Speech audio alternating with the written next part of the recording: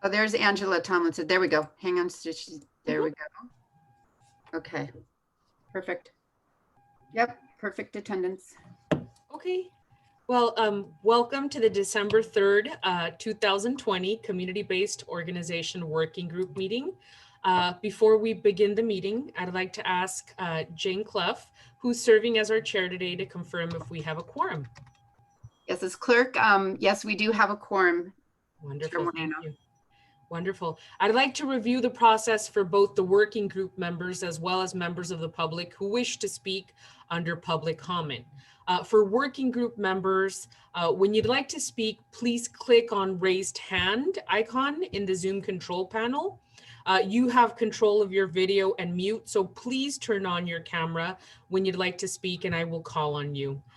Do we have any questions before we continue?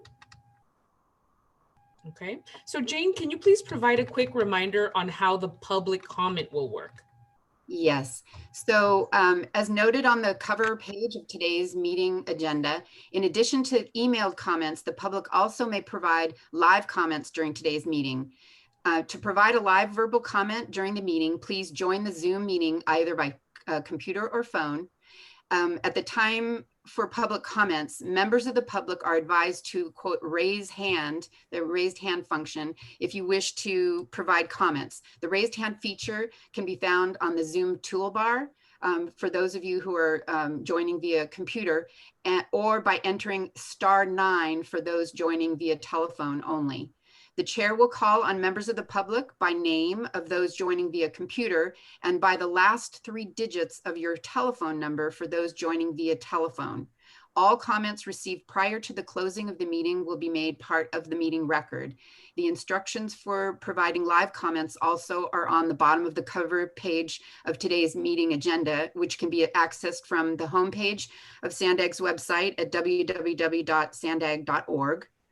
The other is comment to make is that anything that is put in the chat is not part of the public record. It can be used for exchanging information, but it's not part of the public record. Thank you, Chair. Wonderful. Well, I'd like to take this opportunity for our community-based organization members to introduce themselves and the area of the region they serve so that the public joining us today are aware. So go ahead. We could start with Mr. Pollard. Barry Pollard, good morning, everyone. With the Urban Collaborative Project, we represent primarily southeastern San Diego. Okay. Carol, if you'd like to. Yeah, good morning. I'm Carol Lewis. I'm with the El Cajon Collaborative and serving East Region. Craig? Yes, good morning. Craig Jones with the Alliance for Regional Solutions. We're a collaborative of nonprofits and local governments of North San Diego County, north of 56. Lillian? Good morning. Lilian Serrano with the National Latino Research Center at Cal State San Marcos. We work primarily with communities along the 78 corridor in North County. Thank you. Rose? Good morning, Rose Ceballos with Bayside Community Center, and we are working in the Linda Vista area. Thank you. Stephanie? Hi, everyone. Good morning. Stephanie Hernandez with City Heights Community Development Corporation. I work under the Transportation and Planning, and we work with residents to make sure that they have livable neighborhoods. Monica? Hi, Monica Hernandez from Casa Familiar, San Isidro and South Bay. Wonderful. Erica? Good morning, Erica Leary with the Vista Community Clinic, working primarily in Oceanside and Vista. Angela? Hi, my name is Angela Tomlinson. I'm with the Chula Vista Community Collaborative. We primarily serve Chula Vista and includes regions of the South Bay. Conan? Hi, good morning. My name is Conani Martinez with the National Latino Research Center at Cal State San Marcos. I'm new to the team in North County here. Wonderful, welcome. Hi, Conani. Hi. Brianne Lash?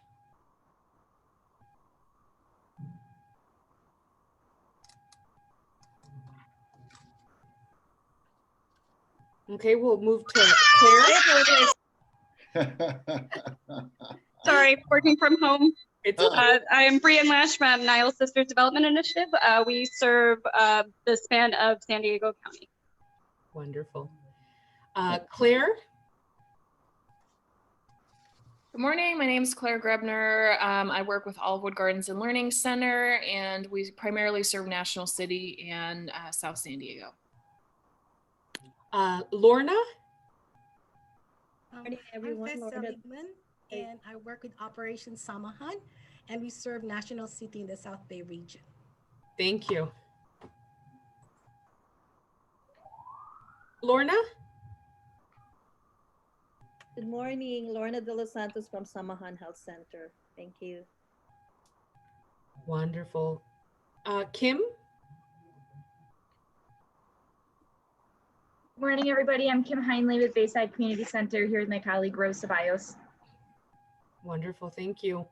Am I missing anybody? If I'm missing, okay, Anna? Anna just came in. Okay, well, if I'm missing anybody, if you guys can just pop on in and introduce yourselves.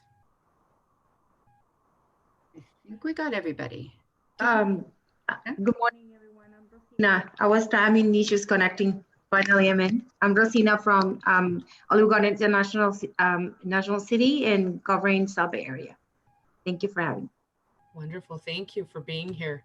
Anna, if you're in already, if you'd like to introduce yourself. Good morning, everyone. This is Ana Ardon with the National Latino Research Center at Cal State San Marcos, representing North San Diego County. Wonderful. And anybody else, if I missed you, if you could hop on. If not, we're gonna get moving. Okay, so we're gonna thank you everybody for introducing yourself. Now, do we have any comment from the public? I think, oh, where did she go?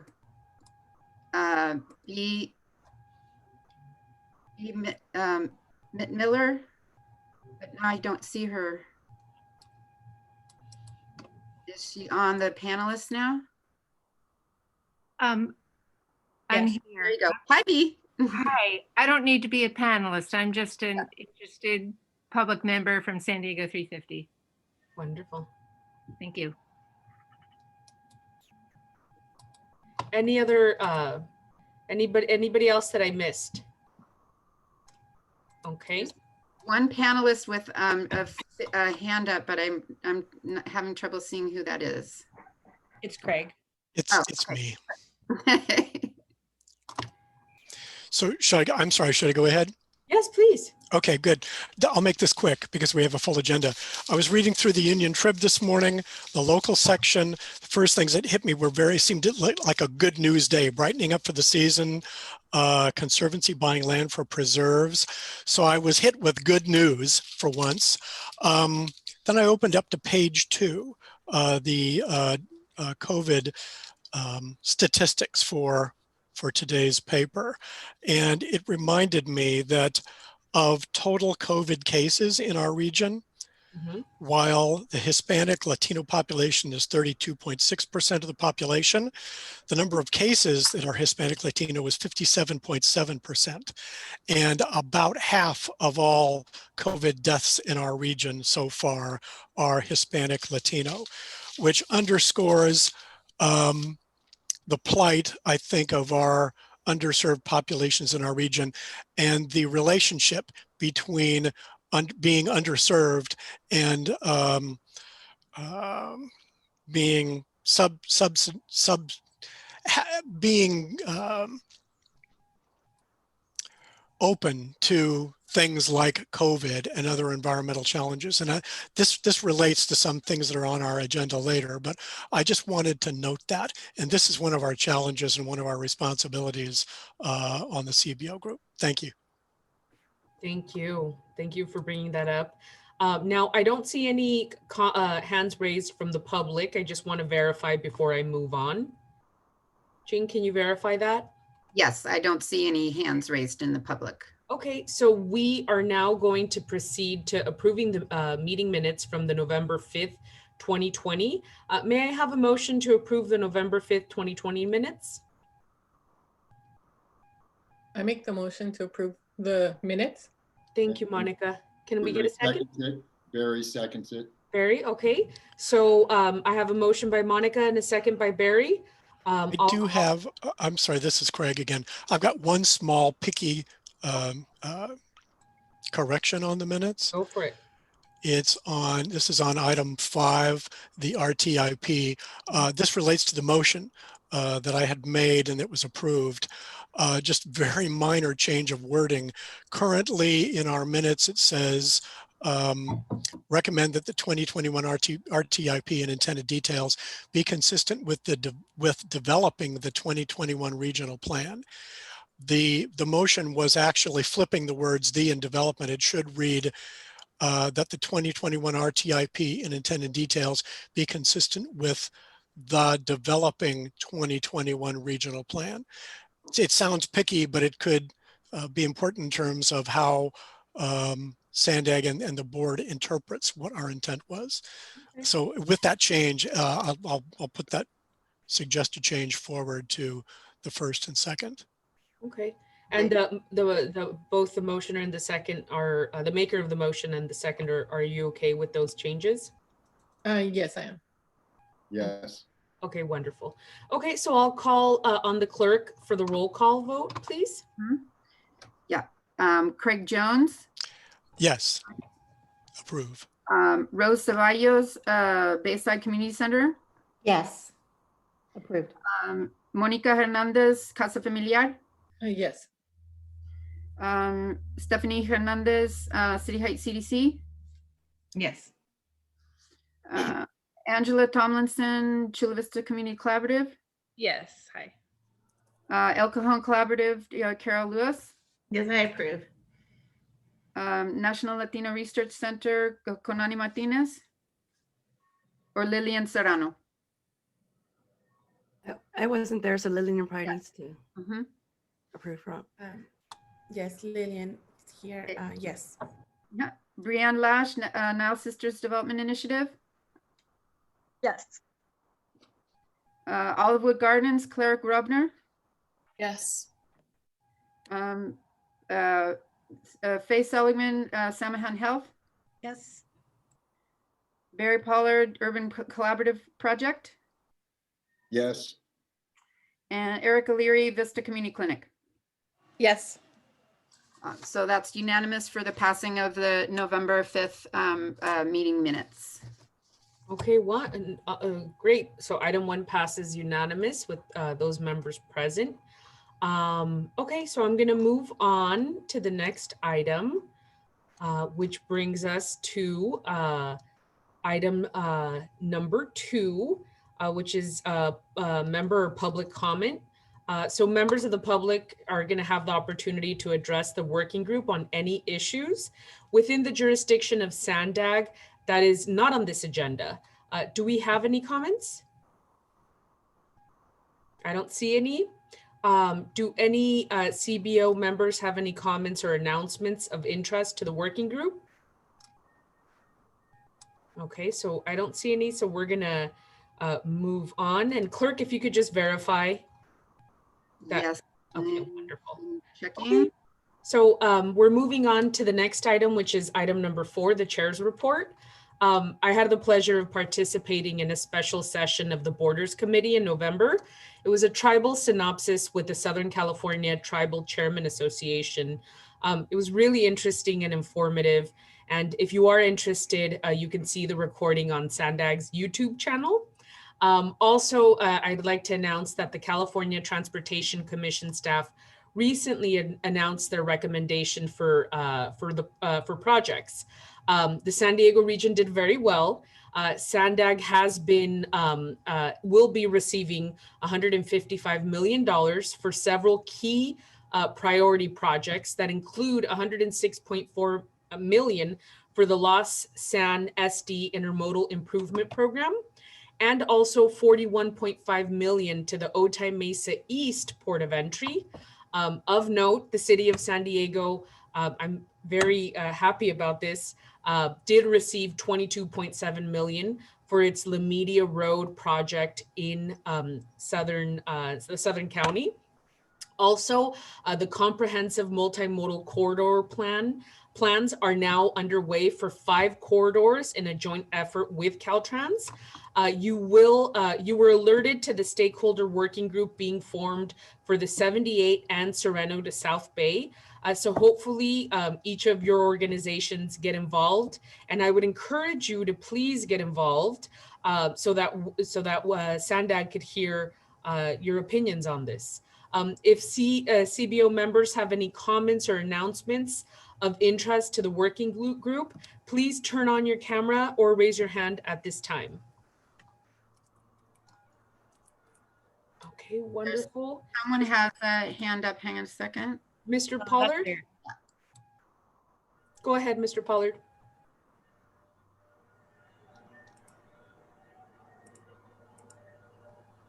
You're on mute. Okay, I wanted to bring something up that's been sitting with me for a while, and we can talk about it later or agendize it to discuss it or discuss it today, is a name change for our group. You know, one of the main purposes is equity, dealing with disparities in the transportation arena. So I was thinking something like a social equity working group. And so I want to just, we can come back and talk about that later, but I wanted to just mention it and we could plug it in wherever it's appropriate. Something for us to think about, vote on, and see what everyone thinks. So absolutely. Okay, I'll just note it somewhere. Yes, I was looking for my notepad and I can't find it. I'm usually at home, so I'm at the office today. But yes, we will definitely, we'll table that that discussion. Thank you for that. And do we have anybody else from the panelists that would like to make a comment? Okay, and I don't see anybody from the public. And clerk, if you could just verify that information. Yes, I don't see any hands from the public. Wonderful. So that brings us to item number 5. SANDAG staff, our very own Jane, will explain the Assembly Bill 805 pollution reduction strategy approach. So Jane, please take it away. Thank you, Chair. So we pull up the PowerPoint.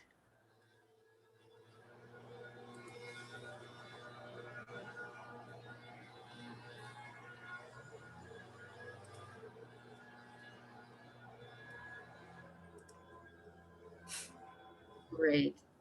Okay, so as you know, SANDAG is in the process of preparing the San Diego Forward, the 2021 regional plan, which is the long-term blueprint for San Diego region that seeks to meet regulatory requirements, address traffic congestion, and create equal access to jobs, education, healthcare, and other community resources. Unlike past regional plans, the 2021 regional plan will include a new component that focuses on identifying pollution reduction strategies in disadvantaged communities. Next slide. Thank you. Assembly Bill 805, approved in 2017, is a bill that created a number of reforms to SANDAG's structure and operations to ensure better accountability and transparency, as well as to proportionately represent the communities in the region. Specifically, AB 805 requires, among other things, that SANDAG's regional plan includes strategies that provide for mode shift to public transportation, identification of disadvantaged communities, and transportation strategies to reduce pollution exposure in these communities. Next slide. In accordance with AB 805, SANDAG has identified the location of disadvantaged communities as designated through the Health and Safety Code. The California Office of Environmental Health Hazard assessment, developed a screening tool for designating these communities. It's commonly known as CalEnviroScreen, but it's the California Communities Environmental Health Screening Tool. And this is a really important mechanism for identifying vulnerable communities. The statewide tool evaluates multiple pollutants and stressors at the census tract level, and CalEnviroScreen provides a snapshot of existing conditions based on historical data. I'd like to explain a little bit about the tool and how it is measuring so that you can see how disadvantaged communities are identified. So this index has two components that can be looked at separately or together. So you have the pollution burden, and then you have pollution characteristics, and you can kind of see in this slide the various elements of that broken down between exposure on the pollution burden side, exposures such as ozone, PM 2.5, diesel PM, pesticide use, traffic, drinking water contaminants, and toxic releases from facilities, and then the environmental effects, such as groundwater threats, impaired water bodies, and hazardous waste. And then on the population characteristic side, sensitive populations, so asthma, cardiovascular disease, low birth weight infants. And on the socioeconomic factors, poverty, unemployment, educational attainment, linguistic isolation, and housing burdened low-income households. So together, these indicators or factors are put together in a formula. And can I take the next slide? So the idea is that you have the pollution burden factors combined with population characteristics, and together they form a score, which they calls the CalEnviroScreen score.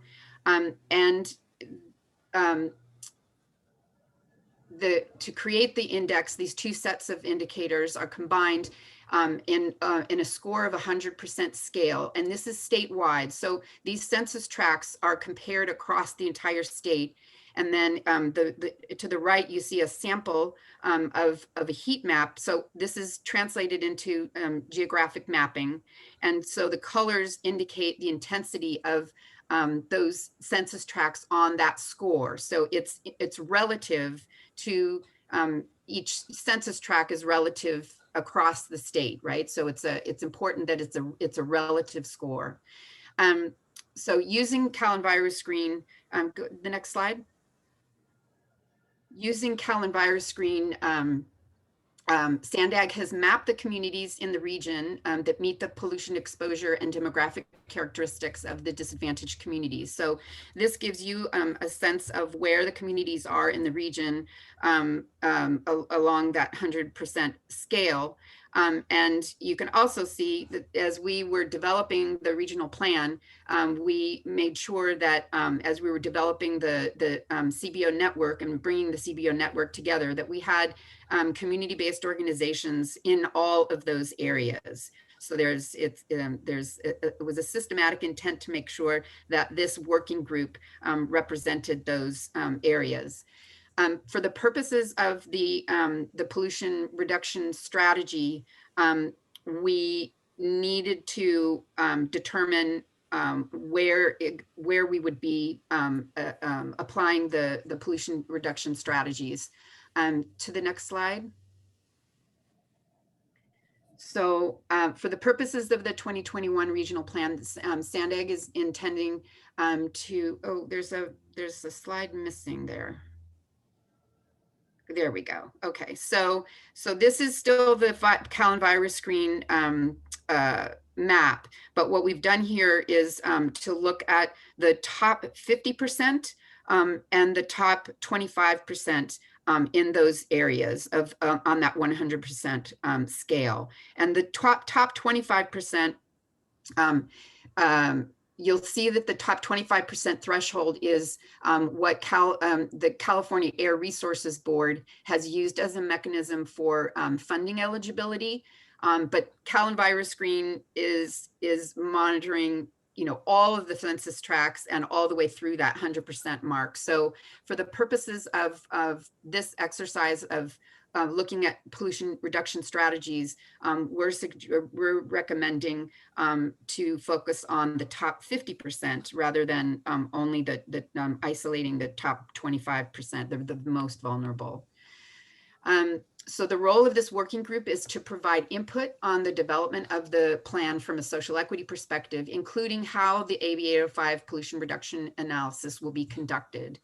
And you have in your report that was included in your report a set of methods, and essentially the development of the vision and the regional plan and then the 5 big moves has incorporated pollution reduction strategies all integrated into the 5 big moves. So at a regional level, while the specific projects and policies are still being developed for the 2021 regional plan, the method for identifying these strategies is outlined in your attachment 2 of your report.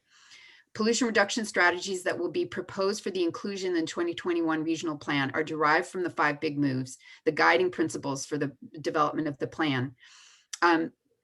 The current San Diego is currently in the process of preparing the regional plan, and it's anticipated to be adopted by the Board of Directors in the fall of 2021.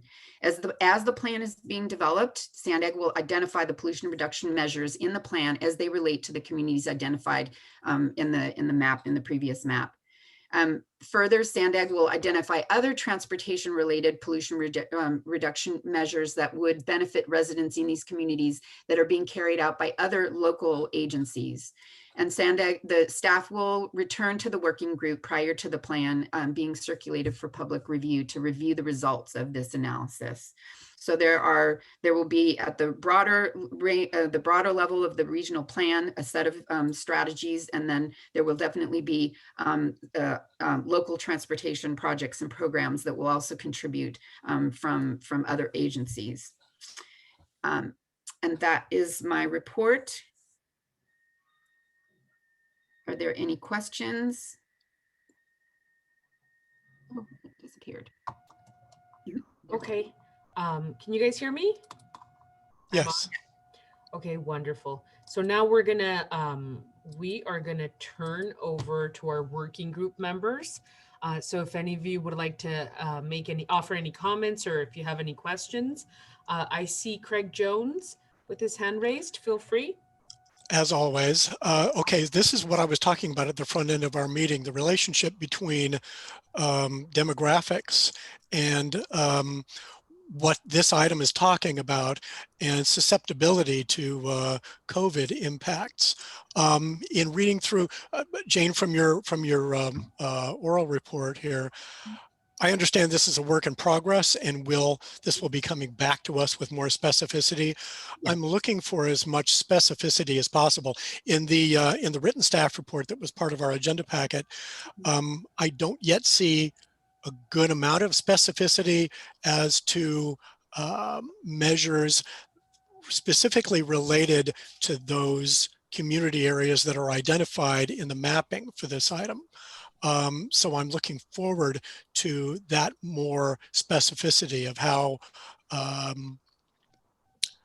things that the regional transportation plan will specifically affect and improve environmental conditions in our mapped impacted community areas. That's basically what I wanted to say. I'm looking for as much of that specificity as possible. I agree that the overall implementation of the 5 big moves will create dramatic improvements, not just regionally, but also for those impacted communities. But again, I'm looking for kind of more focus on our impacted communities. And encouraging as much as possible, not just what SANDAG can do directly, but what our local agencies, including MTS and NCTD, can do to reduce direct impacts locally on impacted communities, such things as diesel pollutants, for example. Mm-hmm. Thank you. Thank you. Mr. Pollard? Yes, I'm just piggybacking. I mean, Craig, we're brothers from another mother, man, I'm telling you. So I want us to be also mindful as we go down this path, the similarities of CalEnviro screens and our local redlining geographics.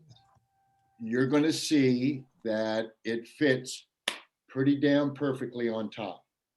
Correct. I've had the privilege of like working in that top 25%, and the more focus and attention on both of these communities, it is exactly the kind of shift that's needed. And what Craig was talking, and when I say shift, I mean shift of priorities, shift of focus, shifting of strategies in general. That allows us to put more focus in those areas. And Craig is exactly right, is actionable items. When he mentioned specifics, that's where my head went, was we start with strategies, and absolutely, and the dialogue and the problem solving and all of that stuff, but let's come up with some specific sort of, I'll just say projects because I can't think of any other word, that matches these areas. You know, that's what I think is going to be the heavy lift, is we're going to be talking about it. And when it comes time to start looking at budgets and shifting priorities and those kind of things, and that's probably where you're going to need us at the board. So just let us know, because this is exactly what is going to be needed, and that point in time is going to happen. So I'm glad to hear it. This is, you're preaching to the choir. So thank you. Thank you for your comments. Any other board members? Let's see. I don't see any panelists. Can you verify that? Yep. I don't. I just have like a kind of a syntax comment maybe, and it's about asset framing. I just attended a really wonderful keynote, the Live Well San Diego keynote this morning, and their speakers spoke about asset framing and, you know, the ways that we speak about the communities that we serve and support. So just a thought about the language that we're using as we're speaking about, you know, vulnerable or underserved, you know, some of the language, you know, puts the onus on the community versus on the system. So just a comment. Yeah, no, and it's a good one. And you know, there are so many different ways to identify communities, and that, you know, we've gone around circles of different ways to say that we want, you know, are we focusing on the assets that the community's bringing to the table, or are we trying to figure out, you know, where they have not been invested in, right? So and that's completely up to the working group. If that, we can have a whole conversation about nomenclature. Absolutely. Cool, thank you. Wonderful, thank you, Claire. Any other additional panelists? Really encourage you to make comments. I don't see anybody from the public, and I don't see any of the panelists with their hands raised. So Colleen Clement.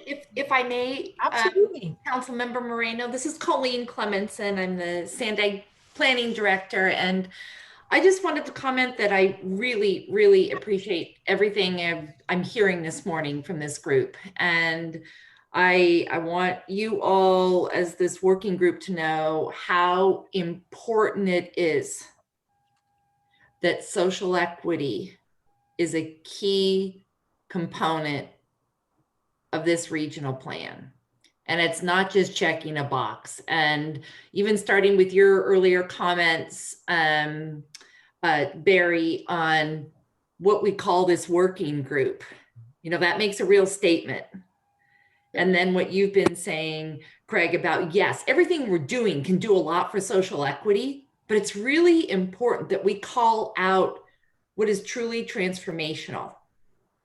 And at your next meeting, and I know Jane will be bringing this up, we really want to bring forward a framework to you all to have a robust discussion, because we need this to be a robust part of the plan, and not just the plan, but going forward as well. That framework that we go forward with. So I just wanted to share that, and really appreciate you chairing this this committee, Councilmember Moreno, and thank you for giving me the time to speak. No, absolutely. We appreciate you being here. And do any other panelists have any comments to make before we move on to the next item? Okay.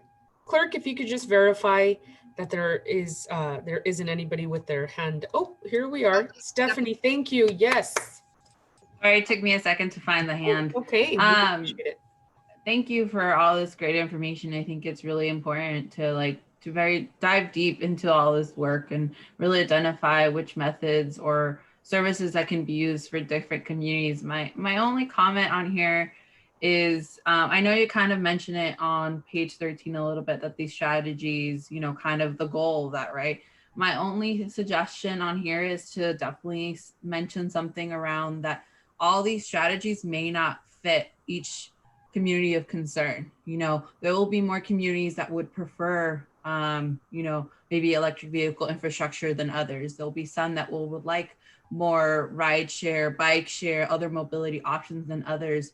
And so really saying something around that each community may have more of one than other would be really important to mention on there. Yeah. Because they don't, one size doesn't fit all. And I think that's really important to mention, because we don't want to also give an idea of a community that, oh, you'll have all these services, and then realize that they may not actually fit that community. And so that is one of my comments, is to making sure that somewhere in there that is mentioned. And that's okay, that not each community will have these, because they'll have something better hopefully, that will fit their neighborhoods. Thank you for your comments, Stephanie. All right, any other panelists? We really want to hear from you guys. Awesome. Rosina, go ahead.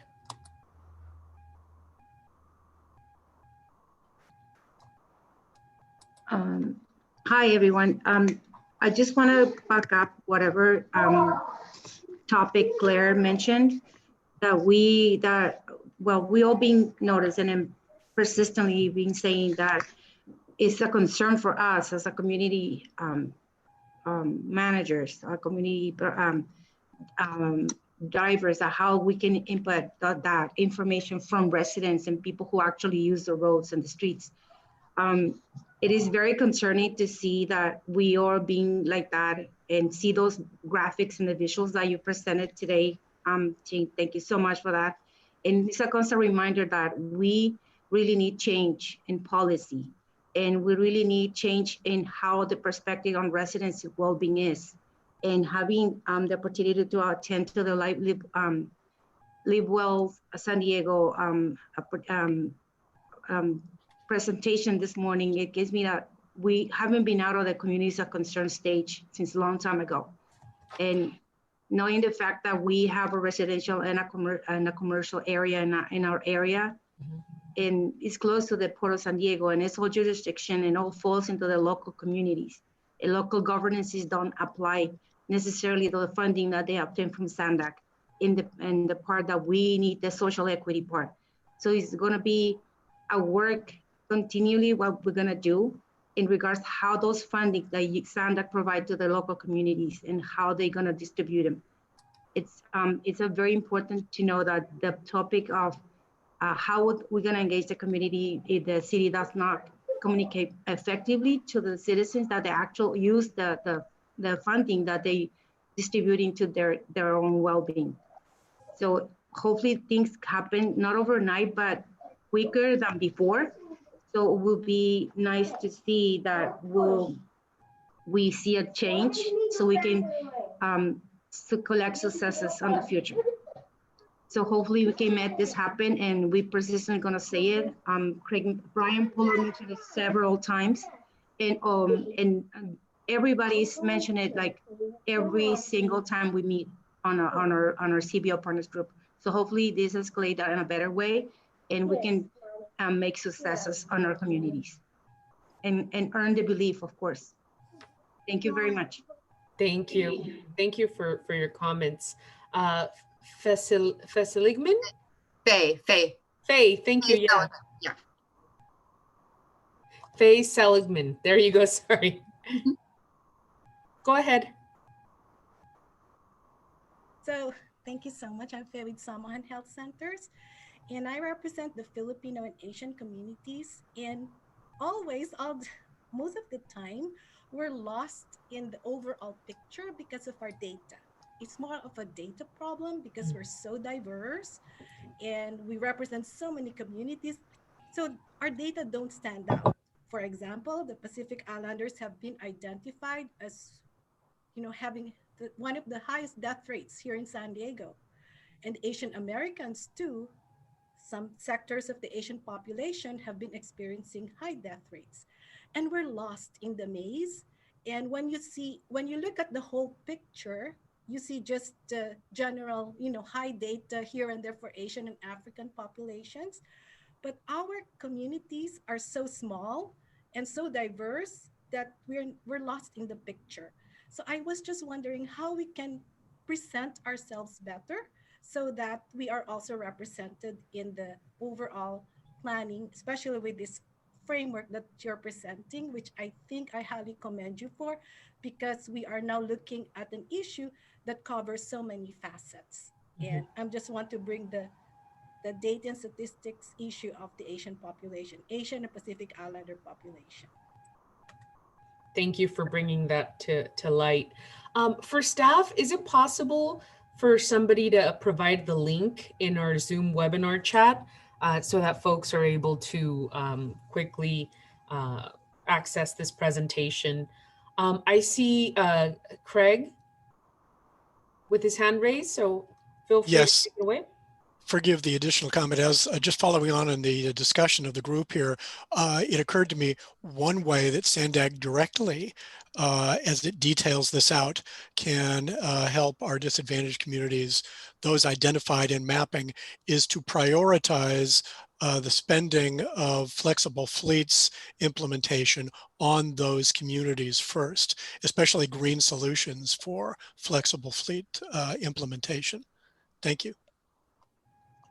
Thank you. No, we appreciate everybody's comments and thank you, Faye, for I want to stress the importance of you speaking in this body. You bring a perspective that we want to hear, and I welcome other panelists to please speak up. As I always mention, your piece of the pie in San Diego region, it's important for us to know, and to hear from you.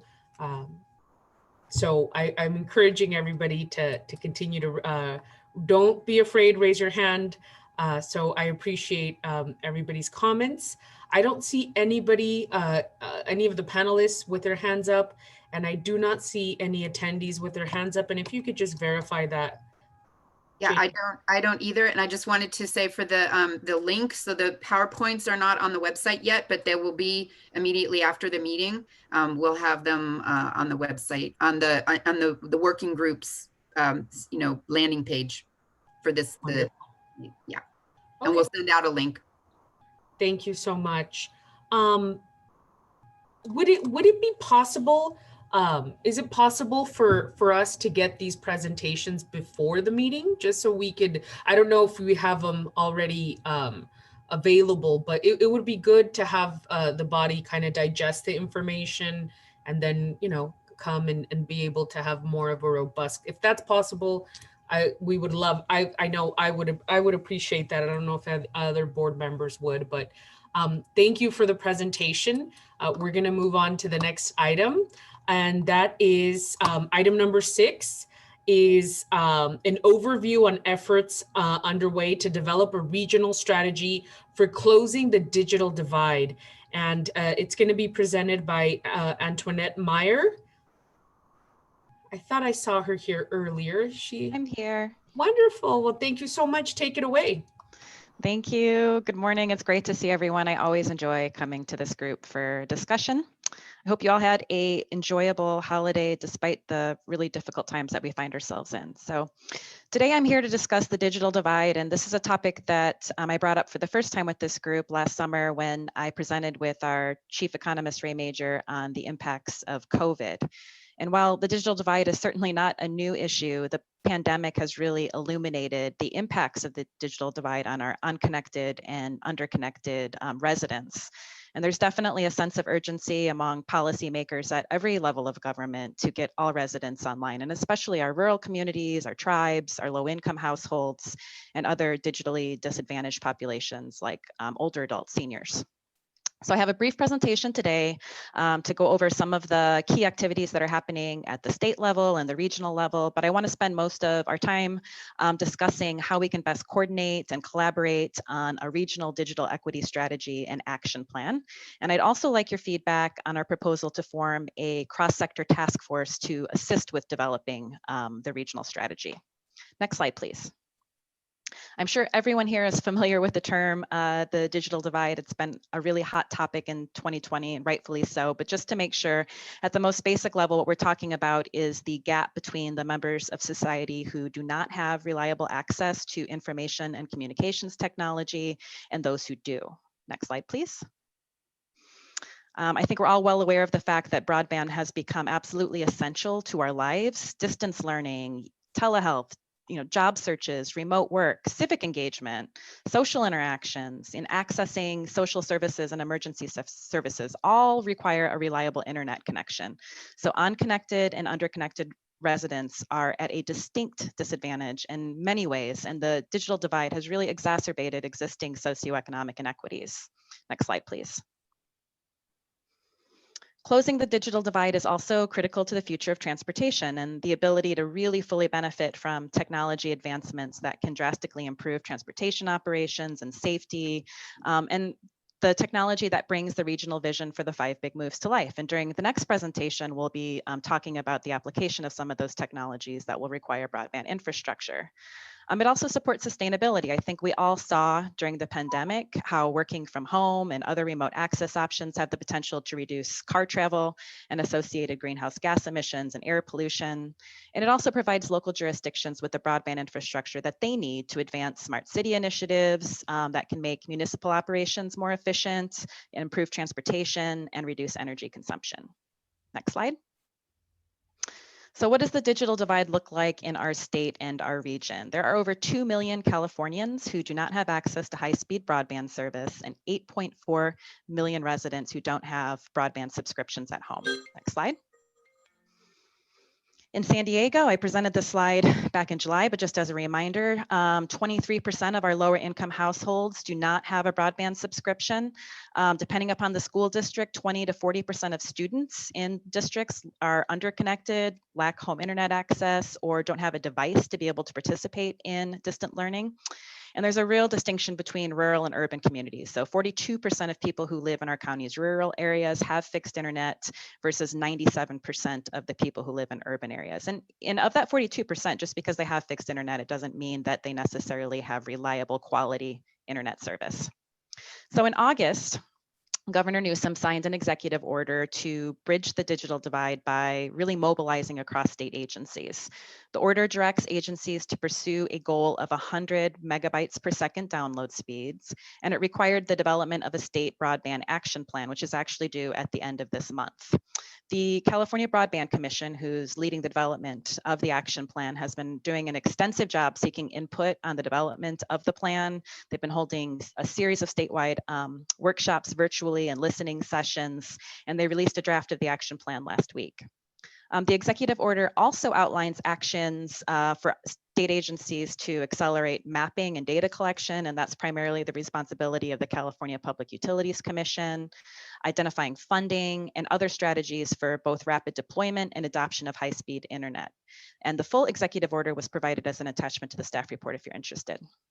Regarding transportation, the executive order directs state transportation agencies to identify and incorporate the installation of fiber conduit into all appropriate and feasible transportation projects along strategic corridors. So by proactively planning for and incorporating broadband into transportation projects, this leads to cost savings and efficiencies and opportunities for public-private partnerships with internet service providers.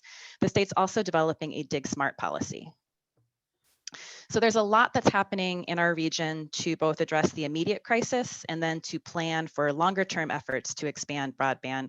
This slide highlights some of the public sector initiatives that I'm aware of. It's, I'm sure, not an exhaustive list, and it doesn't include any of the programs that the private sector, the internet service providers, have stepped up to offer during this time of crisis. But I think it demonstrates that there is a significant amount of work being done and a variety of agencies are doing work. So we could really benefit from a more coordinated regional approach that makes good use of all of our resources.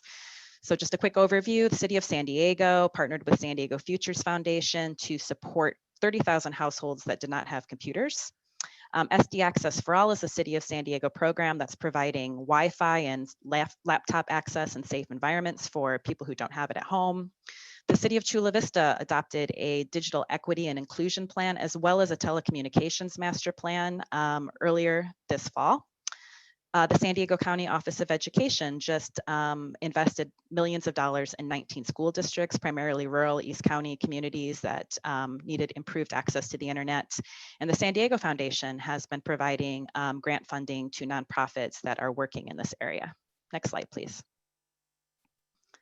So SANDAG is also involved with a number of efforts to expand broadband. In 2017, SANDAG and our transportation partners, MTS and CTD and Caltrans, entered into an interagency agreement to expand our individual fiber investments in transportation corridors by sharing fiber strands to create redundancy and enhance network reliability.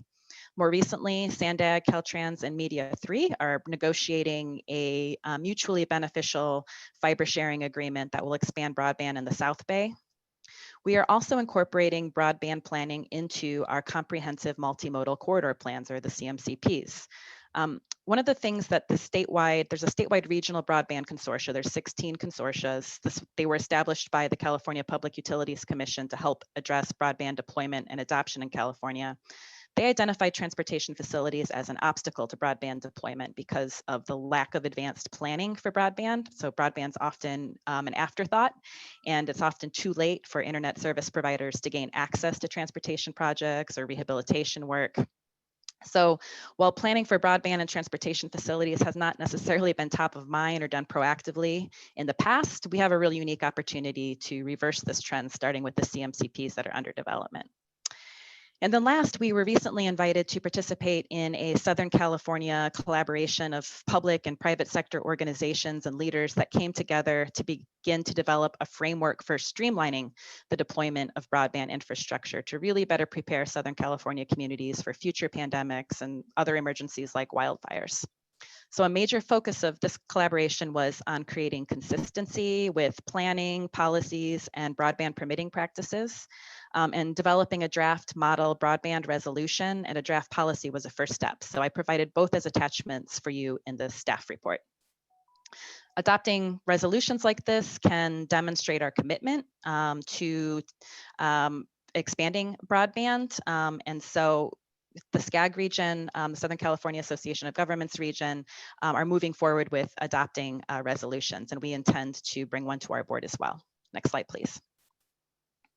So building upon that work, we want to create a cross-sector task force that will provide technical input on the development of our own regional digital equity strategy and action plan. And the intent here is to really coordinate all of the various efforts across the region.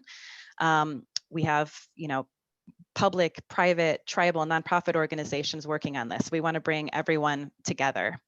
We also plan, like I mentioned, to bring a resolution to the Board of Directors for adoption later this winter. And this is really to memorialize the region's support for bridging the digital divide. And then that first step in developing our regional strategy is conducting research and collecting data. That data will help us to identify broadband access gaps, local policy and permitting inconsistencies, challenges with broadband deployment, identifying federal and state initiatives that could bring resources to the region for broadband. We also will do a national scan looking for best practices that can lead to efficiency and cost savings. I'm pleased to announce that in a couple of weeks, we'll have a graduate fellow joining us for 6 months to take the lead on conducting and piling some of this foundational research that will help to provide focus for the digital equity strategy and action plan. But we intend to complete all of this work by the end of 2021. So really it's a quick 1-year effort to develop the strategy and action plan. Next slide, thanks. So I think I've touched on most of these, but some of the primary objectives for this work are to develop consistent policies, consistent practices in the region. One of the challenges that we've heard about is that the inconsistency from jurisdiction to jurisdiction and the lack of planning and coordination across jurisdiction is making broadband deployment challenging. So we really want to make some progress here. I already mentioned the importance of incorporating broadband into transportation plans. This will be part of the CMCPs, but we want to ensure that it's a consideration in regional and local transportation plans and projects moving forward. We want to foster cross-sector and cross-agency collaboration to make the most out of all of the resources that are going into to bridging the digital divide. Obviously, identifying funding and partnership opportunities. We understand that federal stimulus funding is expected to have opportunities for broadband. There could be funding at the state level as a result of the executive order. So we want to prepare ourselves for those opportunities, get organized as a region. And of course, as a transportation planning agency that is doing long-term planning for the future of transportation with all of our member agencies, we see this as an opportunity to accelerate some of those intelligent transportation system projects and smart city initiatives. So with that, next slide, please. I want to open it up for discussion. I have some discussion topics here. We're not obviously tied to this list, but I'm certainly interested in hearing what you think those opportunities are, what the objectives are for this regional collaboration efforts. Task force composition, people we should be inviting to the table to help with the development of the strategy.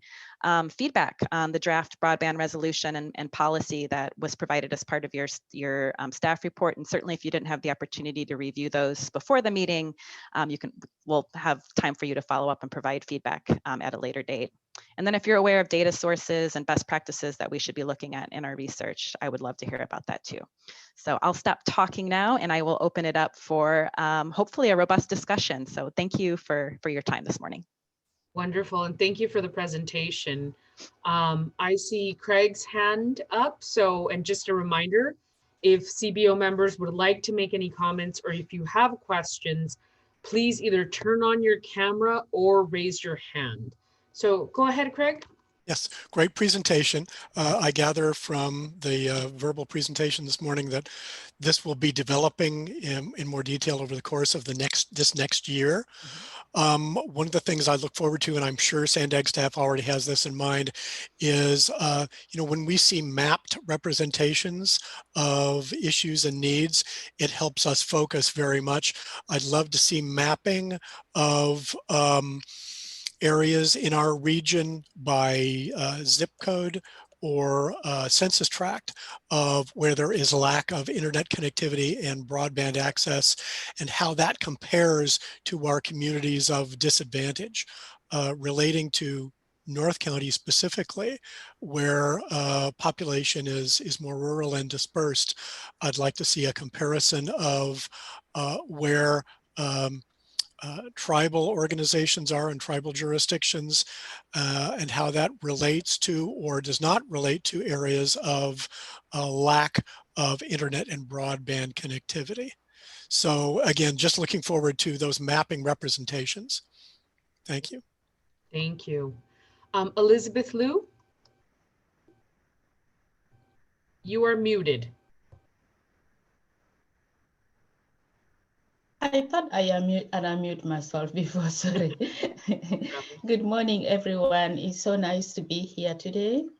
I thank SANDAG so much for putting us together to address the real need of the community. Bridging the digital divide. This is this is a real problem in our community. When you talk about digital, it doesn't mean only checking, internet for work, but it encompasses a lot, including health services. In the community we serve, the low income, the seniors, people are struggling a lot with this internet issue. The seniors, some of them don't have computers. And when you talk about making a doctor's appointment, it is a challenge. Some of the health issues, they don't have to go to doctor, but they have to meet online and doctor chat with them. But without internet and computer, it is a barrier. They can't do that. They are compelled to go to see a doctor during this pandemic situation where we are confined in homes. So this is a real issue. I am so interested to see that these resources will be extended, will be pulled together to include low income, seniors, refugees, and immigrant community. Thank you so much. Thank you. Erica? Oops, hold on. No problem. There, I think I'm there. Am I there? You're there. Thank you. And hopefully my comments will piggyback on Elizabeth that just to reiterate, in addition to access, so like the internet and the device, I feel like there could be a lot of need in our communities, both seniors and immigrants or language barriers, for user help. I've heard during the course of this pandemic, students struggling with needing help to log in because their parents don't know how to help them. And we have a program at the clinic that's providing daily classroom help for students. So they have a different facility since the kids aren't in school, where staff are just helping with the challenges of logging in and how to do things on the device. Same with seniors that didn't grow up with these digital devices. They may have them, but they struggle with how to use them. And, I'm gonna date myself too, but at my age now, I look back, in the old days, I could press O for operator and have someone to talk to, or dial 411 and ask a question and a human person would give me an answer. So in addition to the access, figuring out tools and resources to help people use them. Thank you for your comments. Moving on to Lillian. Hi, yes, I would like to echo what was already said about the importance of ensuring that community members have access to education on how to use technology, and how mapping out accessibility will be very helpful for those of us who work in the more rural communities of our county. But in terms of who will be working on this task force, I know that we're still developing the plan, but I would like to see or hear more about how school districts will be involved. I know from experience working with a lot of families, a lot of Latino Spanish speaking families in North County, oftentimes the one computer that is at the house is either owned or was purchased with intent to be used by the students in the house. Now I know that a lot of school districts have been able to provide Chromebooks, right, to ensure that the students are able to connect to classes. So definitely, it seems to me that the schools are a source not just of information into the households, but also the technology that is coming into the house is oftentimes being brought in by the student. So how are we involving the schools and the people that are working with the students on a daily basis into this conversation on how do we expand knowledge and development of technology for everybody in the region. Wonderful. Thank you, Lillian. I'm going to move on to Faye. Hello, thank you so much for this very interesting discussion. Right now at Samahan Health Centers, we're trying to set up our own telehealth program, and we're experiencing so many problems. So Samahan Health Center serves the underserved populations in National City and the North Central San Diego. So there are three things that I've seen have been the recurring issues in our trying to set up a very robust telehealth program. Number one is the IT infrastructure and IT environment, which we're trying to do with this increasing bandwidth. And we're so happy that you're now deploying that. I'm so hoping that it will not cost us a lot of money to even access those bandwidth. The second piece is support. We're experiencing that there are very few people who can really troubleshoot or call on people to help us troubleshoot our computers when it's down. So I think also a discussion on creating a workforce for the whole state on just developing support, providing support once the computer breaks down or our laptop breaks down, and it will be easy to access them. And third, like what they have been echoing, the other groups have been echoing, education. A lot of our patients, mostly seniors, do not have access to computers. Many of our patients access smartphones. They use smartphones a lot. And even some of our phone conversations or telehealth programs are done through smartphones. So I think deployment of educational resources for different age groups can also be very beneficial and accessible and to also plan for accessibility in those resources. Thank you so much for this discussion. Thank you for your comments, Faye.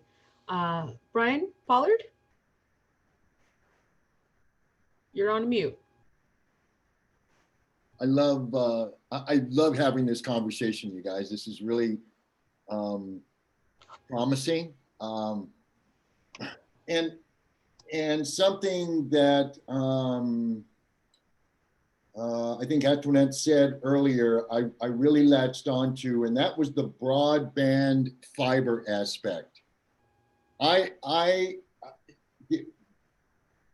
The providing computers and resources, that's catching us up, right? That's like fixing things that are broke. I am really interested in being more aware of the broadband services themselves. And what I mean by that is, in order to really be competitive, let's just use the 5 big moves as an example. One of the categories is the iOS systems.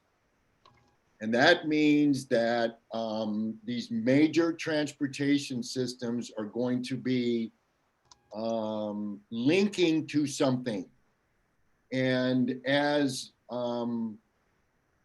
this progresses, I'm really going to be interested in where that fiber is laid, where those interconnectivity for bandwidth to allow us to hook up to the computers with speed, quality, flexibility, data input. That's the kind of investment that makes us not only get caught up, but it's an investment in making us competitive in the future. Because I've seen these projects, and it's all kinds. It's going to involve Cox Cable and major sort of infrastructure projects, similar as a plumbing system, right? You got to go in, dig things up, and lay the foundation, and that's basically what the bandwidth systems are. The internet connectivity, and I guess to make it really understandable, it's like we need a lot of back-end work, foundational work in our IT infrastructures in our communities. Can you? I'm going to interrupt you because I want to pull a little bit more. What do you mean? Well, when I say fiber, so I used to be in working with this kind of stuff, and there's, I'll give you an example. When they build new housing developments, Mm-hmm. along when they start putting in the plumbing and the wiring, that is the infrastructure I'm talking about. Mm-hmm. That's the kind of fiber network that needs to be upgraded and updated to match this future kind of iOS connectivity. And I know we don't have that. And there are a lot of communities that are ready. I bet you downtown, they have to have it for capacity, right? You got a lot of data flowing in that place, in and out. The last thing they want is information to be slowed down or some sort of hitch. And that's the kind of stuff that when I talk about infrastructure, that's what I'm referring to is, and I'll go back to the big five moves, is when they start connecting with underground sort of signal tracing or controlling of traffic, you know, there's some fiber activity that gets all that going. I mean, that's like the basic foundation of what we're talking about and what we've been lacking. Mm. And that responsibility right now primarily falls onto the provider, right? The Cox Cables of this world. And well, for the residential, but you know, in some areas, I'm not sure, because let's say Caltrans, you know, when we start looking at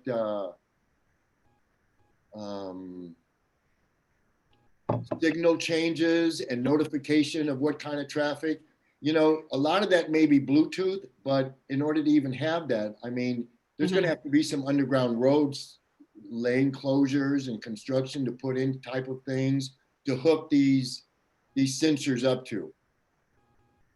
Okay. I mean, it's detailed and that's when I keep talking about we're going to be left behind. Is because my fear is we're just putting a Band-Aid on things and, like I said, catching us up. I mean, we should have had computers for people from day one, right? And we should have connectivity from day one. And so as a community, we're just constantly catching up, and that's I want to get in front of this curve. I don't only want to get caught up. I want us to look in the future and say, what's it going to take for this community to have what other communities have? I mean, that's the theme. Mm-hmm. So we can go on and we could talk about it later, but it's good we're having this conversation. Thank you. Carol?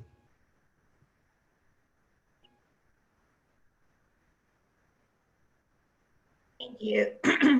This one is really near and dear to me because of the fact that I worked out in Mountain Empire for 10 years before moving to El Cajon.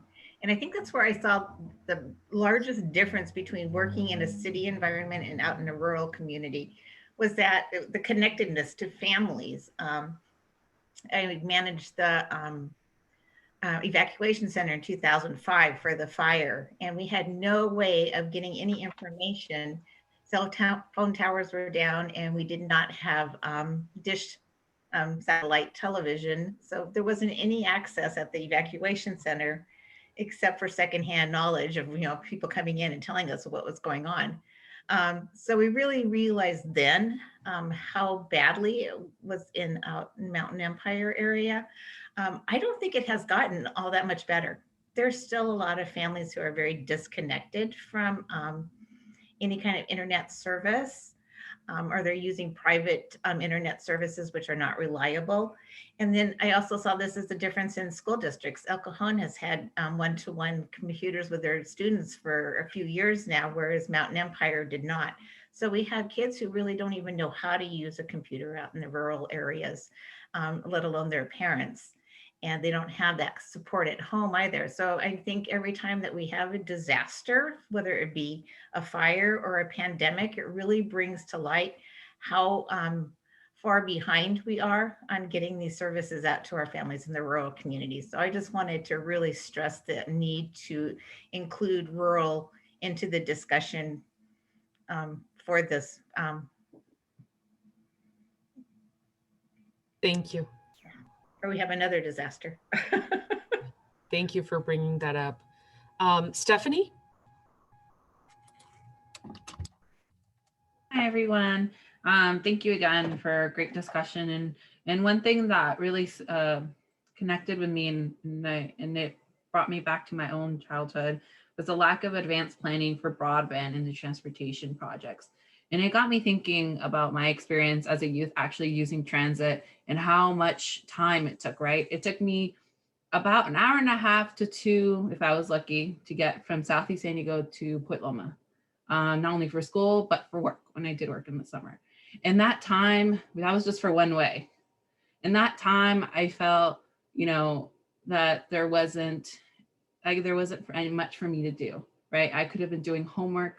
I could have been doing whatever I needed to get things done. So when I got home, I would be able to take care of my parents, my family, things whatnot. And I know a lot of people in City Heights, whether they be parents, they're adults, their children, their high school kids, they all have that time, right? Where they're on the bus, waiting for the bus, figuring out what to do.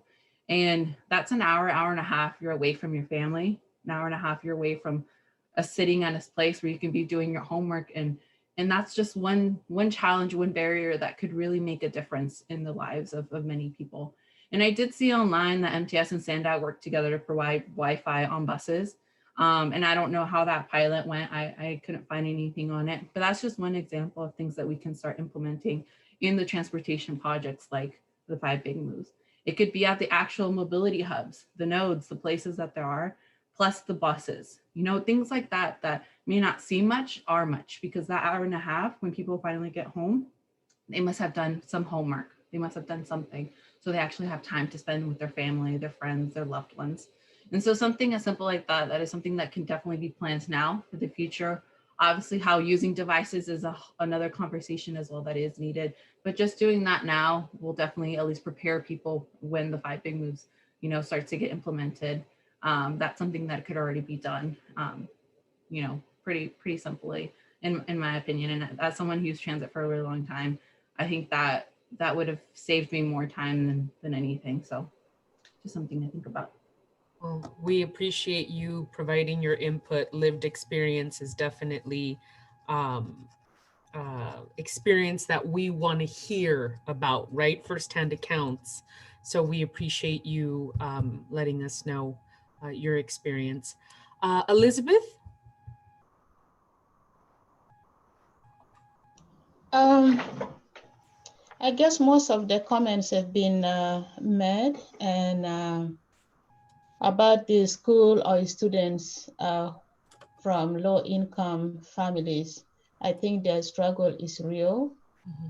We have a project that we got some funding from the San Diego Unified School District called CalNew, and we are helping students access the services, do studies online now that everybody is working online. We see a lot of challenges. Some parents from the beginning, they had no computer to help their children, but thank you to the district, they came and they came alongside the families. They provided computers to these students, but the challenge was that they do not have internet. And we really had to work very hard to install internet into these students' computers. And again, the challenge of the parents cannot help these students because they do not know computer, they do not know even where to begin. So the challenge is about bridging digital divide. I mean, not a challenge, bridging digital divide is really crucial in this community where we are working, the people we are serving. So this is a very good conversation. I really thank SANDAG for addressing the real need of the community. Thank you. Thank you. I'm gonna go on to Monica. Hi, thank you. I really appreciate this whole conversation and presentation, because here in the South Bay, this is super real, very much a need in our community.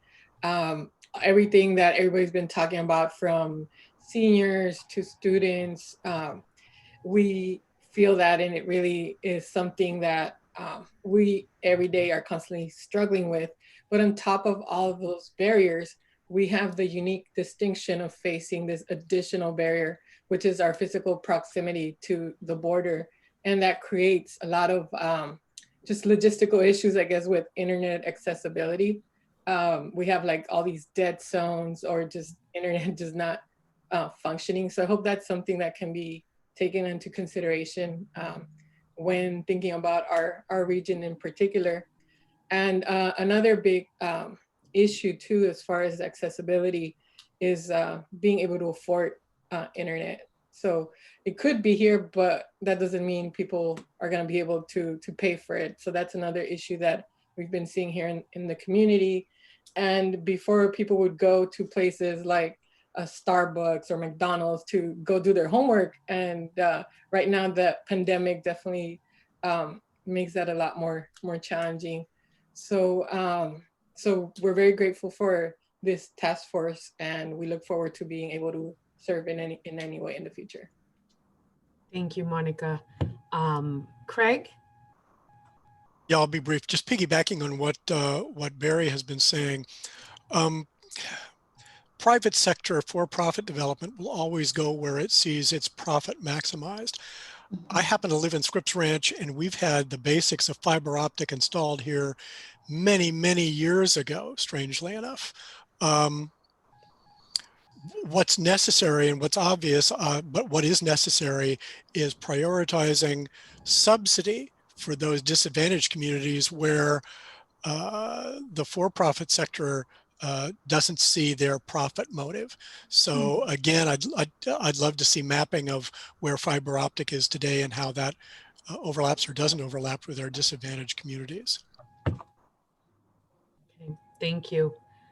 Faye, I see your hand is up. Yes, just two things. Number one, I was just thinking while we were all discussing if interconnectivity can be turned into a public good, because right now, you know, it's owned by private, like Cox Cables, where we pay substantial amount of money just to have access. So probably we can put that into the discussion about IT infrastructure becoming a public good, or there are some free hotspots that we can use where you can utilize it, which is happening right now, like Starbucks and everywhere. But yeah, that's one. The other one is I'd like to bring also the issue of those with disabilities. I know I'm a broken record, but they're almost always, all of the time, this, you know, not engaged in this conversation. So at the back of my mind, I'm thinking, how can the blind or those with wheelchair access to this technology? And I know there's already some technology happening in the back end, but I think we should also bring into the picture and onto the table, at the table, those with disabilities, representation from groups with disabilities. Okay. Thank you. Thank you for that. Anybody else?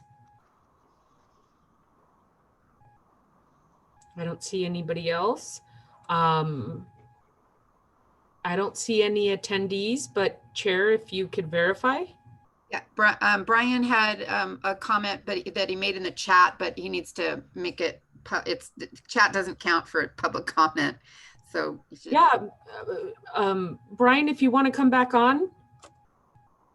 Sure.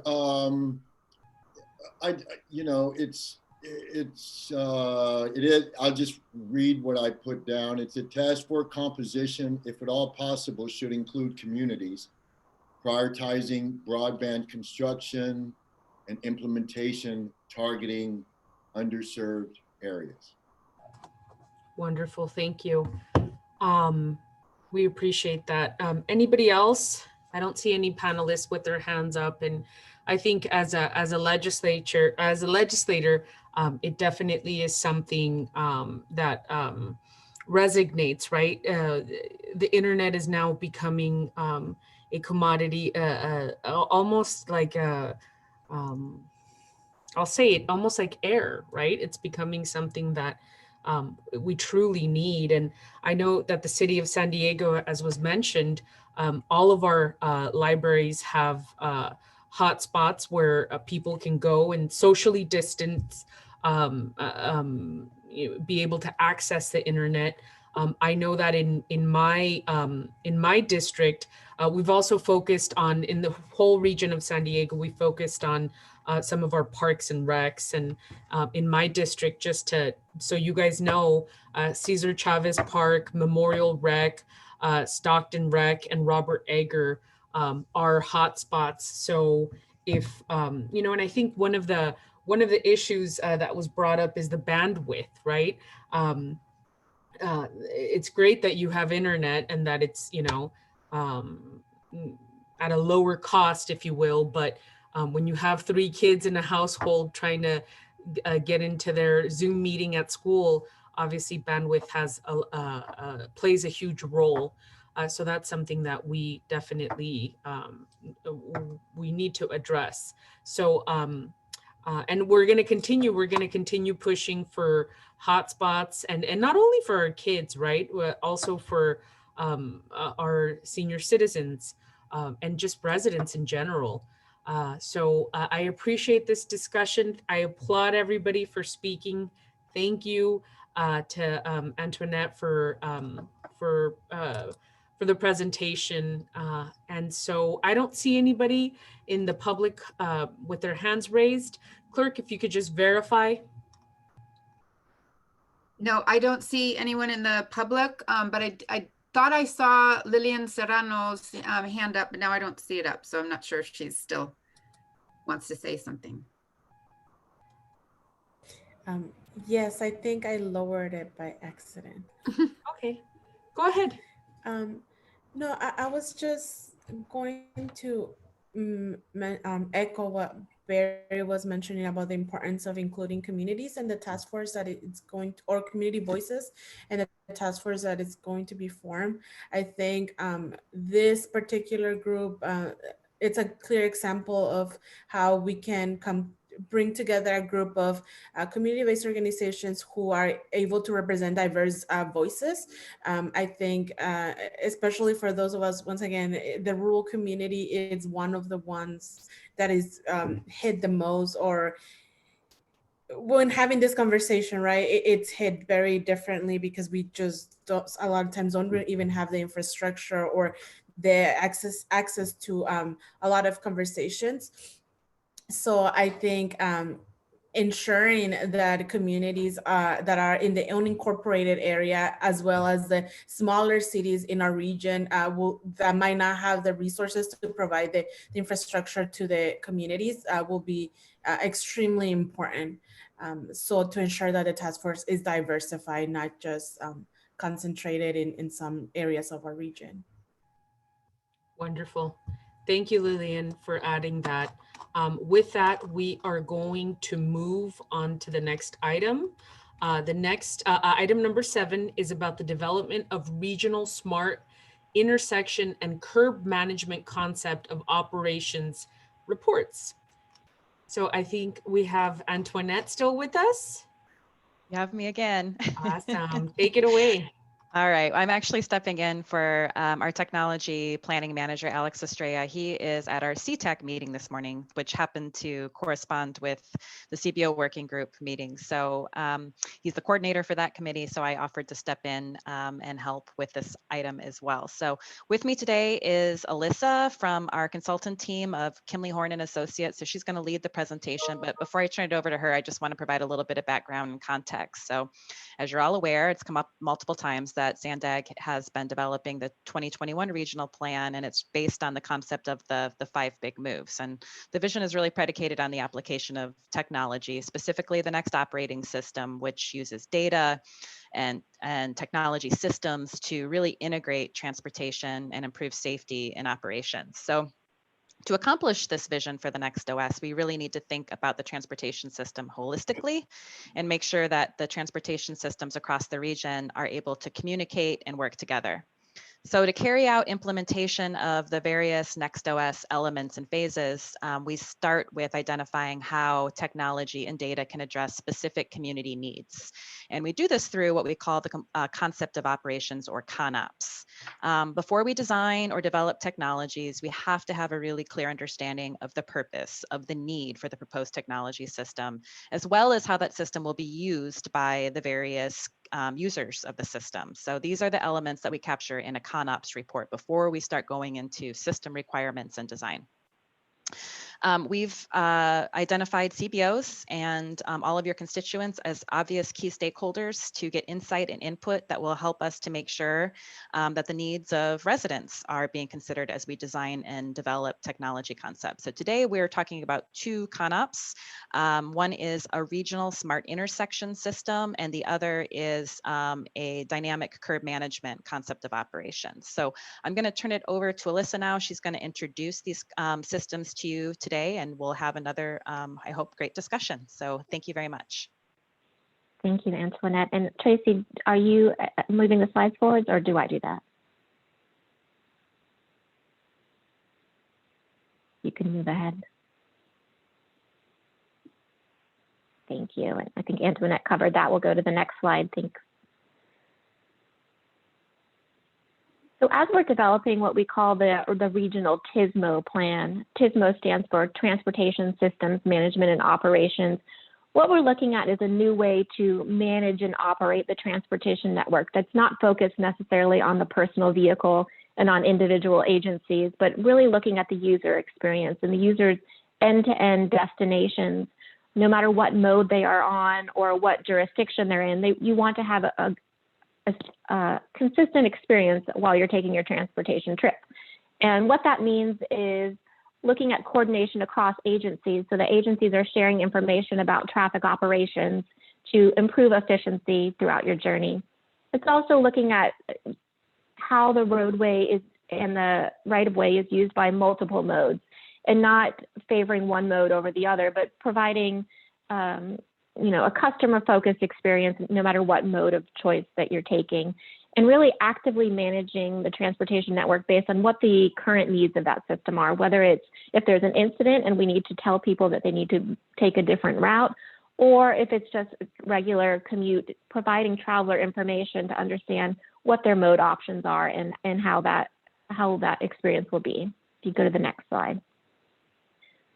So as part of doing this regional transportation systems management and operations plan, as Antoinette mentioned, we are doing two plans, one for smart intersections and one for curb management. And to do that, we start with what we call a needs assessment. So we spent some time talking with the stakeholders on the 78 corridor and really getting into details about how they operate, what their challenges are, what they're doing well, what we can work on.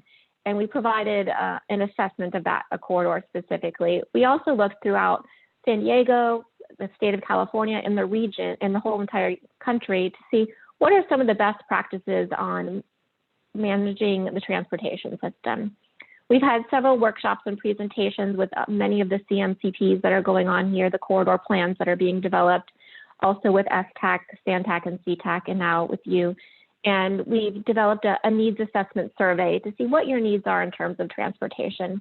If you don't have the link to that survey, we would really encourage you to take that survey, and we'll send that link out after this presentation. The next slide. Based on our the survey results, we've had about 60 responses so far. You can see the agencies that have responded here. We had responses from Caltrans and many of the local jurisdictions, the county, MTS. We've also gotten input from San Diego Center for the Blind and various other organizations that have input into the transportation network. Next slide. And what we learned from these survey results is that safety is the #1 priority across the region. Safety is the most important thing. Equity and accessibility is actually coming in #2. And that's really good for us because as we look at transportation systems management operations, a different way at looking at the transportation systems, we want to make sure that equity and accessibility rises to the top. Mobility services and traveler information came in 3.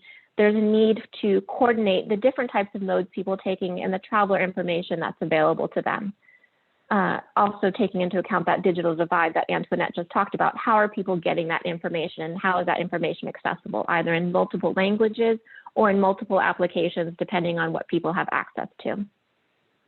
And the fourth and the fifth survey categories is actually how we developed our chosen operational plans. Signal operations is very important, and also curb management is something that many people wanted an emphasis on. So on the next slide, you will see our the top 5 needs that we've gotten from the survey so far is the one to need to improve coordination between agencies during major incidents. Right now, a lot of things are kind of falling apart during incidents, and everyone is managing how they respond to incidents differently. So we need to share information about that a little bit better between agencies. There's also a need for greater transit frequency and improved reliability at the border crossing. We didn't get as many responses from our freight industry, but we would imagine if we had more freight responses, some of those needs might also be part of that border crossing. Third is to match modes, emerging modes, with equity and accessible transportation services, and then also understanding what different individuals' needs are based on equity and accessibility, and being able to share information between mobility service providers and the needs of the users themselves. That information sharing gap is something that we're looking to fill. And then finally, the need to share real-time traffic signal timing plans with adjacent or impacted agencies, so that as you're traveling across a corridor, it doesn't matter what jurisdiction you're in, that the signal timing is consistent for you. Next slide. So as I said, again, equity and accessibility are very high priority topics. Also, interagency communication is something that we're working on with safety.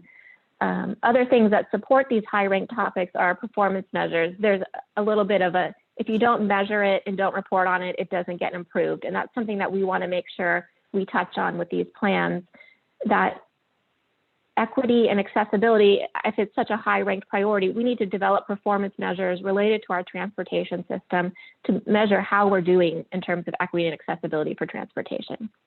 We didn't get as many responses from the freight community, so we're going to engage that community more to see what their needs are.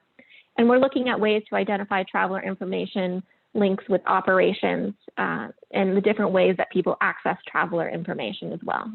Next slide.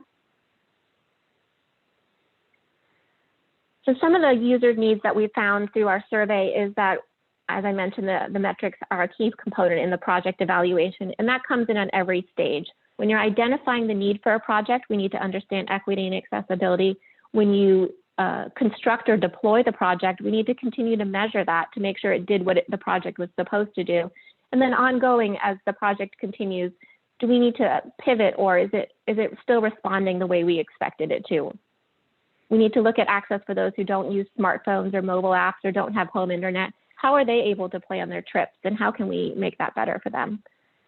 When we're talking about transit and curb management, what is it like for people that are unbanked or don't have access to a bank account or credit card, and how can we be responsive to their needs and their mode choice? We want to be able to present information in multiple languages and in formats that are compatible with low vision or hearing impaired users, and promote accessibility in emerging transportation modes. We've heard a lot about micromobility, but what does that mean in terms of access to individuals? And certainly ongoing bus driver trainings to be responsive and sensitive to people with needs such as either cognitive or behavioral, multiple languages, those sort of things. Next slide. So as we looked at those needs, we are working on the Smart Intersection Plan and the curb management plan. And we want to be able to trace those needs through specific strategies that help at the intersection level. And that means looking at the intersection and assigning priority based on the users of the intersection at that time. The old way of doing things might have just provided priority to the personal vehicle. But now there are technologies that we can use that enhance transit signal performance. So when a bus is approaching an intersection, it is able to get a green light and provide fewer stops at signalized intersections than maybe what it had before. Or looking at, if you go to the next slide, looking at ways pedestrians are using the intersections and making sure that everyone has enough time to cross. You don't want to have that last minute panic to get across before the walk signal changes. So there are ways we can use technology to prioritize the people that are using that intersection and make sure they have enough green time to get across while they're crossing the street. And that continues to also the pedestrian signals and the ADA ramps and accessibility, making sure that we have strategies to make those pedestrian signals accessible and for bicycles as well. We continue. If you remember back to the survey, one of the important things that we saw was safety as a priority, and that's safety for all users. So we're looking at strategies to warn cars or buses that if there's a pedestrian or bicycle in their blind spot, there's something that we could do called near-miss conflict analysis, that the traffic signal can use camera technology to determine if there's going to be a conflict coming up and adjust signal timing accordingly, whether that's pedestrians in the crosswalk and avoiding those, or with vehicles turning at an intersection. So trying to enhance the safety of our users within the intersection. So what we're doing with this concept of operations is we're using those needs to develop goals and using those goals to come up with specific objectives and then strategies for smart intersections. And these strategies are not a one-size-fits-all approach. They'll be different depending on the needs of the intersection. But some of the goals that we've come up with so far based on the needs were to prioritize equity and accessibility across all modes. And some of the strategies that might look like at the transit signal priority that we talked about, or looking at some of the pedestrian accessible walkways. We want to connect users with real-time information, but we want to understand how they're able to access that real-time information. We want to support transit and low emission modes, and we want to actively manage the operations according to the transportation demand.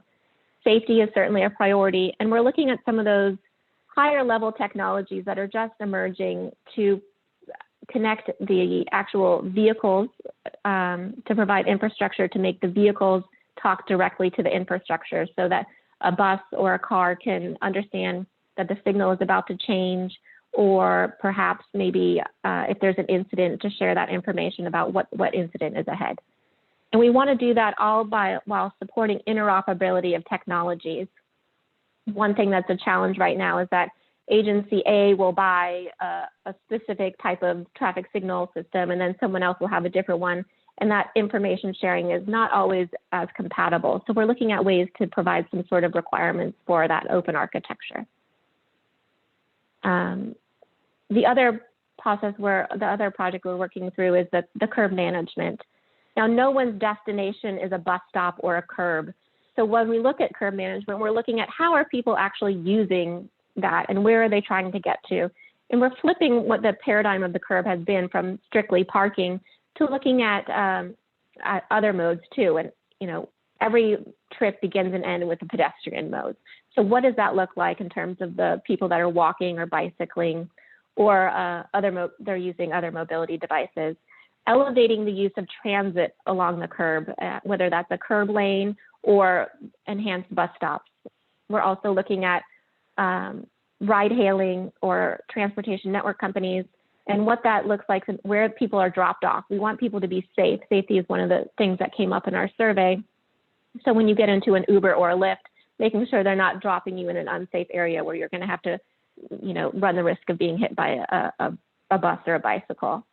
And then looking at personal cars, ADA accessible spaces is a very important thing, in making sure that we have the ability to locate those and share that information with the users. There are a couple clicks on this slide if you want to just click through them quickly.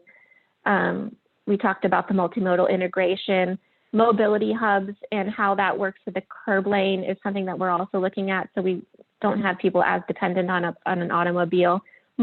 Sometimes trips take multiple modes, and looking at that mode shift is often done at the curb. So what can we do to help with that? And then the commercial and passenger loading. The curb has been using for dining these days, and we want to, you know, look at that, what that means in terms of curb utilization. And what that looks like is just assigning curb space dynamically. So it's not the same all day. It depends on what the need is for the curb at that specific hour, whether it's, it might be a peak period and there might be more buses going through, or maybe it's in the evening or after hours and there's more space to have some restaurant space or other active space. Next slide. And while we're looking at the curb lane, we want to make sure that we're always taking into account accessibility. I mentioned a little bit about the ADA parking spaces, but there's also more ADA compliant curb lane infrastructure that we have to take into account, whether that's kiosk locations or whether it's ramps themselves. And we talked a little bit about the operations and how the curb is going to be a flexible space. But when you have a flexible space, we need to be able to communicate how it's used at any particular time. And in order to do that, it might require dynamic signs that might need to be translated in multiple languages. We're looking at and how that information is shared with both the users and with the different types of user classes, whether it's someone on the transit vehicle or someone or perhaps delivery services. Next slide. So this is just an example of curb management. This is a kind of a different topic than we're used to talking about. This is a space where it has an assigned ADA space permanently located for ADA loading. The pink zone is a drop-off or pickup space for food delivery, and that might not always be pink depending on the time of day. The yellow space is for transit or deliveries, and it's important to be able to see bikes and so that pedestrians can cross safely in front of bicycles. That's something that we're looking at, especially for the loading and unloading areas for the transportation network communities. So this is just an example of curb management and how it can be changed over time with that restaurant space, might be becoming an additional delivery space depending on the time of day. Next slide. So as we developed our plan for curb management, we developed some of these goals. Again, equity and accessibility are important, talking about the real-time information, making sure that commercial and passenger loading has access to the space that they need during the times they need it, enhancing regulation and rules so that they're easy to understand and clear for multiple users, and looking at how the curb space changes depending on the time of day and the varied user needs. Finally, compliance and enforcement is a big deal. We want to make sure that through all of our curb management plan, we talk about how this space needs to be enforced in order for it to be most effective. Next slide. Now, the plans that we're doing for both the smart intersection and the curb management, we're looking at them regionally, but they will be implemented locally. And there's not going to be a one-size-fits-all strategy for every place, depending on where you are and what the needs of that strategy are. But what we do want to do is look for consistency with other agencies and coordination. As we implement both the smart intersections and the curb management space, we want to decide where these projects go based on specific performance measures that are equity and safety related, that we prioritize the places that need these improvements the most. And as I mentioned before, enforcement is a common thread through all of these strategies. So what we're doing right now is we have the survey that if you don't have the link, we'll send it to you, and we'd like your input on that in terms of your needs for transportation. We are developing a draft plan for both the smart intersection and the curb management. In that plan, it's going to focus on what these strategies are. It's the beginning of, the plan is a planning document, so the actual technical details and the design will follow in a later project. And we'll get comments from you throughout January, and by the end of February, we will finalize the plan. I'm going to open that up now for comments or questions. Thank you for the presentation. And just to remind folks, we have a hard stop at 12:30. So are there any panelists that would like to make comments at this time? Okay, I don't see anybody. I don't see any hands raised. Also with the public, I don't see anybody with their hands raised. Clerk, if you could just verify. Yeah, I don't see any hands raised either. Okay. Well, thank you for the presentation. We appreciate you presenting today. You're going to add the link you said onto the chat so that we could follow up with any comments. I'll have Alex go ahead and send that to you. Okay, if you could have it sent to Jane so that she could forward it. But yeah, I can. If you send it to me, I can forward it to the e-list. Okay, thank you. Thank you so much. So we're going to move on to our next item and possible topics for next meeting. I know in the beginning of the meeting, Mr. Pollard had mentioned a potential name change. I am a Robert's Rules of Order stickler, so I'm going to add this to our next topic just so that the community knows that and has an opportunity to provide an opinion if they would like on a potential name change. So we will be discussing this at next meeting. Monica, I see you on. If you want to make a comment or any suggestions.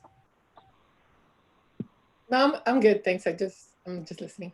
Okay, Craig.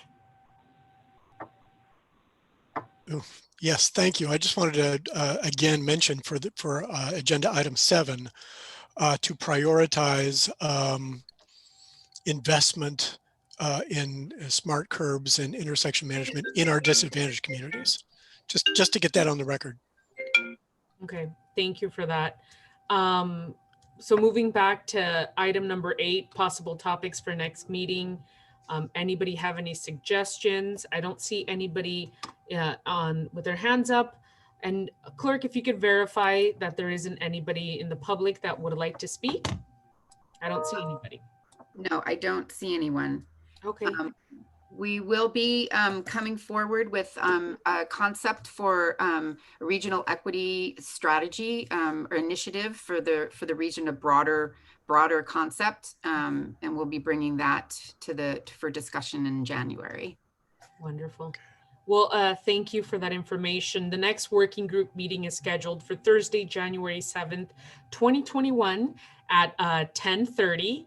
Do we have any questions or comments from the working group members or any questions or comments for the public? And seeing none, I'd like to thank all of you for making time today to meet with us. I hope that you have a safe and joyful holiday season with family and friends, and we will see you next year. And we're officially adjourned. Thank you, Madam Chair. Can I do a quick screen share? Just a quick one? The meeting's over, I'm sorry. Okay. So for next meeting, if you want to reach out to me, I'm happy to agendize everything, but officially the meeting is over. Got it. It was just happy holidays to everybody. Oh, okay. All right. I'm sorry. I apologize. Yes, please. Hopefully you see it. Happy holidays, Craig. Happy holidays to everybody. I'm so sorry. Thank you. Very cute. So Happy holidays, everybody. Bye-bye. Thank you. This is beautiful. Happy holidays. Thank you. Thank you. I appreciate it. Thank you much for participating. Meeting for 2021. Oh God, yeah. Thank you. Bye. Everyone.